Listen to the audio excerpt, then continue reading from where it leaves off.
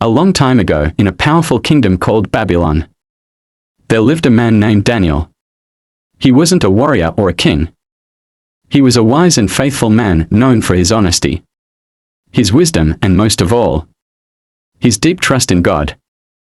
Daniel was so trustworthy that the King Darius put him in charge of important affairs in the kingdom.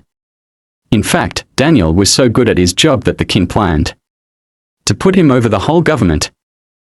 That made some of the other officials very jealous. They didn't like Daniel. Not because he did anything wrong, but because he was different.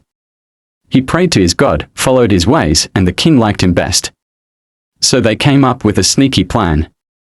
They went to King Darius and said, "Your Majesty, let's make a new law just for 30 days.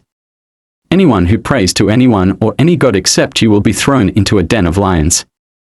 The king thought, sounds interesting, and signed it into law.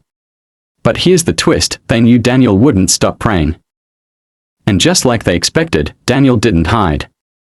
He went home, opened his window, knelt down and prayed to God, just like he always did. 3 times a day. The jealous men saw him and ran straight to the king. "Daniel broke your law," they said. Now King Darius liked Daniel. He didn't want to hurt him. He tried all day to find a way to save him. But the law couldn't be undone. So with a heavy heart, the king gave the order. Daniel was taken and lowered into a dark pit filled with hungry lions. The king said to him, "May your God, whom you serve so faithfully, save you." Then the stone was rolled across the entrance and the king sealed it. That night, King Darius couldn't sleep. He didn't eat. He didn't listen to music. He just worried. Would Daniel survive? At the first light of dawn, the king ran to the lion's den and shouted, "Daniel, has your God saved you from the lions?" Then came a voice from inside the den. "Yes, your Majesty," Daniel called out. "My God sent his angel to shut the lions' mouths. They didn't touch me. I have done no wrong before God or before you." The king was overjoyed, because he trusted in God completely. As for the men who tried to trap Daniel, the king gave orders and justice was served.